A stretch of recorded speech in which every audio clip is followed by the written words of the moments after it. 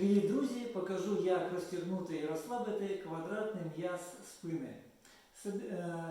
Сидимо по-турецьки на підлозі і потихеньку опускаємося чітко в бік. Отак можна впертися рукою в підлогу і старайтеся, щоб таз не відривався від підлоги.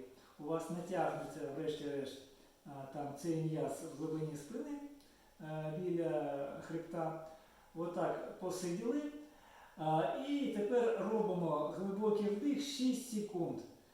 Коли ви робите вдих, вас так натягує, хочеться піднятися, ви не даєте себе піднятися. І за 6 секунд робимо видих і розслабляємося і стараємося ще нижче опуститися. І от таких циклів вдих-видих по 6 секунд робимо 3-4 рази, 3-4-5. І таких підходів за день робимо 3-4-5 підходів. І поступово цей м'яз розтягнеться, розслабиться і у вас відпустить ваш біль.